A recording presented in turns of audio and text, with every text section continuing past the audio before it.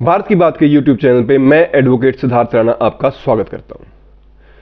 साथियों, हम सभी को पता है कि गांधी जी की हत्या के बाद कैसे संघ पे प्रतिबंध लगाया गया, और जब भी कोई सरकार किसी ऑर्गेनाइजेशन पे प्रतिबंध लगाती है तो उसके लिए अलग अलग तथ्य रखने पड़ते हैं, अलग अलग बातें बोलनी पड़ती हैं, इल्जाम लगाने पड़ते हैं, क्योंकि प्रतिबंध लगाना किसी के ऊपर भी कोई छोटी चीज नहीं होती, और वो भी विदाउट एनी प्रूफ। तो उस टाइम सरकार क्या बोल के प्रतिबंध लगाती है कि भाई जो आरएसएस के एक्टिविस्ट हैं या आरएसएस जो ऑर्गेनाइजेशन है, ये आर्म्स एंड एम्यूनेशन रखती हैं, ये वेपन ट्रेनिंग देती हैं, ये अलग अलग न्यूसेंस एक्टिविटीज में इन्वॉल्व रहती हैं। ये बहुत सारे इल्जाम क्लब करके आरएसएस के ऊपर बैन लगाया जाता है। और जब ये बैन हटाया जाता है 49 में, जब इस बैन को हटाया जाता है तो सिर्फ एक बात सरकार की तरफ से सामने आती है, और वो ये कि सरकार ने इनको कहा कि भाई ये रिटन कॉन्स्टिट्यूशन सबमिट अपना कराएं, और इन्होंने अपना रिटन कॉन्स्टिट्यूशन सबमिट करा दिया, इसलिए इस बैन को हटा दिया जाता है। दोस्तों, उस टाइम जो पहले इतने एलिगेशंस लगाए संघ के ऊपर, उसके ऊपर जब सरकार कोई अपनी सफाई नहीं पेश करती, कोई उनके बारे में चर्चा नहीं करती, और क्लियरली एक बात के ऊपर कह के अपना पल्ला झाड़ लेती है।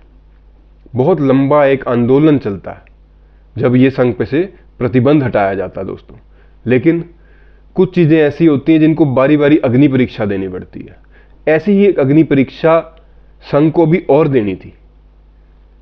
गांधी जी की हत्या के लगभग 20 साल के बाद, 20 ईयर्स के बाद, जब देश की प्रधानमंत्री होती हैं नेहरू जी की बेटी इंदिरा गांधी जी, तो वो इस मुद्दे को दोबारा गरमाने के लिए, इसका पॉलिटिकल बेनिफिट लेने के लिए, गांधी जी की हत्या का पॉलिटिकल गेन माइलेज कैसे हासिल किया जाए, वो एक कमीशन बिठाती हैं, जुडिशियल कमीशन, कि गांधी जी की हत्या को दोबारा री एग्जामिन किया जाएगा जुडिशियल कमीशन के द्वारा। और वो कमीशन को हेड करते हैं JL कपूर, जो कि एक रिटायर्ड जस्टिस होते हैं सुप्रीम कोर्ट के।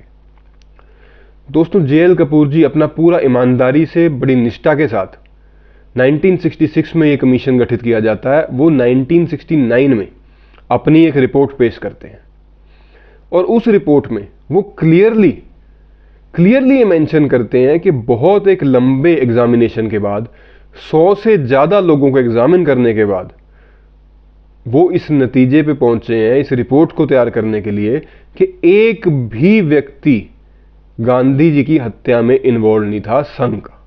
संघ का एक भी कार्यकर्ता गांधी जी की असैसिनेशन में इन्वॉल्व नहीं था। इस रिपोर्ट में वो रिटन में देते हैं।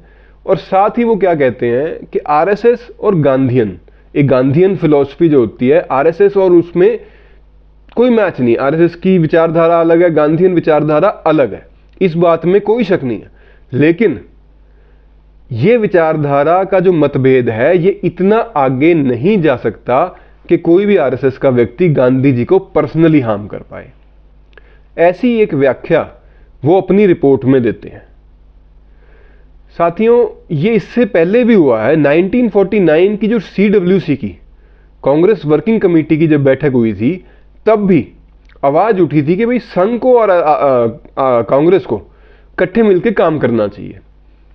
ऐसी एक विचार वहां पे उस मीटिंग में वहां के जो कांग्रेसमैन थे उन्होंने रखा था। एक इनके यूपी से इनके एक मंत्री रहे कांग्रेस पार्टी के, AG खेर।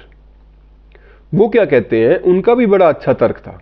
वो कहते थे कि जब आर्य समाज के लोग कांग्रेस में आ सकते हैं, जमायते उल्मा के लोग कांग्रेस के मेंबर बन सकते हैं, तो आरएसएस के लोग कांग्रेस के मेंबर क्यों नहीं बन सकते। इन बातों का ना तो कभी ने किसी ने जवाब दिया, ना कांग्रेस पार्टी ने कभी इस चीज को एक्सेप्ट किया।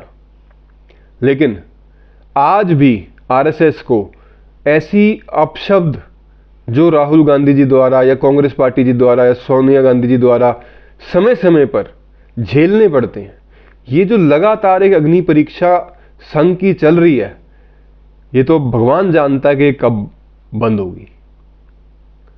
तो साथियों, आज के वाक्य में इतना ही। ये वीडियो आपको कैसा लगा कमेंट बॉक्स में जरूर बताइएगा, और जो मेरे भाई इसमें नए हैं, साथी मेरे साथ नए जुड़े हैं, वो इस चैनल को सब्सक्राइब करें, शेयर करें। आपका बहुत बहुत धन्यवाद। भारत माता की जय। वंदे मातरम।